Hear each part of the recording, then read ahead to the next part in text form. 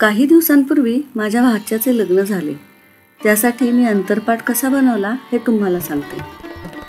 सर्वात आधी 1.5 मीटर कापड आणले. त्याचा पन्हा थोडा जास्ती वाटला म्हणून खालील बाजूच्या काही पट्ट्या कट करून त्याचीच फ्रिल करून कापडाला लावली. बाकी 3 बाजूंना आधी स्टिप घालून घेतली होती. लग्नाच्या वेळी गुरुजी म्हणाले की याची उंची अजून असायला हवी होती. तेव्हा वाटले की उगीचच फ्रिल बनवली, पण खरं सांगू का, ही फ्रिल खूप क्यूट वाटत होती. आता आपल्याला हा अंतरपाट सजवायचा बाकी आहे. त्यासाठी मी मेशोवरून काही लेस मागवल्या होत्या. त्या मला माझ्या गावात मिळाल्या नसत्या आणि मिळाल्या जरी असत्या तरी इतक्या स्वस्त नसत्या. या लेसचा एक बंडल 9 मीटरचा होता. म्हणजे ही लेस मला 2 तरी अंतरपाटला वापरता येणार होती.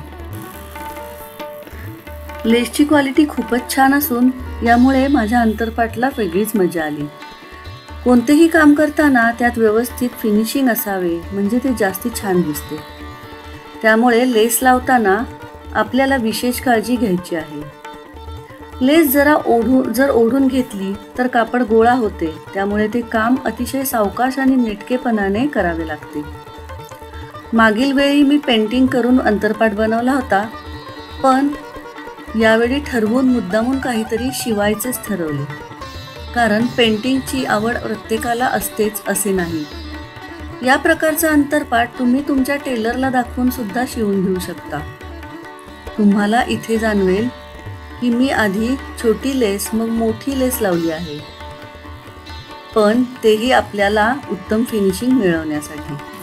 खालील बाजूला फ्रिल असल्यामुळे तिकडे आपल्याला गोल्डन लेस बसवायची काहीच गरज नाही. पण जर तुम्ही फ्रिल बसवणार नसाल तर तिकडे तुम्हाला ती लावावी लागेल. आता सेंटरला मी एक स्वस्तिक बनवून लावणार होते. माझ्याकडे थोडे वेल्वेटचे कापड शिल्लक होते, ते मी वापरले. पण तुम्ही साधेही कॉटनचे कापड वापरू शकता, कारण आपण त्याला वरून पुन्हा लेस लावून पॅक करणार आहोत. आधी मी कापडावर त्या स्वस्तिकला फॅब्रिक ग्लूने चिटकवले व नंतर ही गोल्डन लेस लावून शिवले. त्यामुळे ते आता पक्के बसले आहे.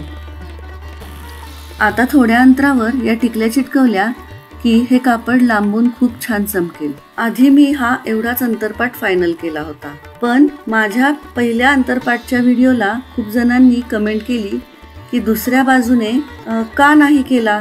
त्यामुळे मी दुसऱ्या बाजूने सुद्धा सेम रेड लेस लावली. आणि मग प्रश्न होता, सेंटरला काय करावे, स्वस्तिक करावे?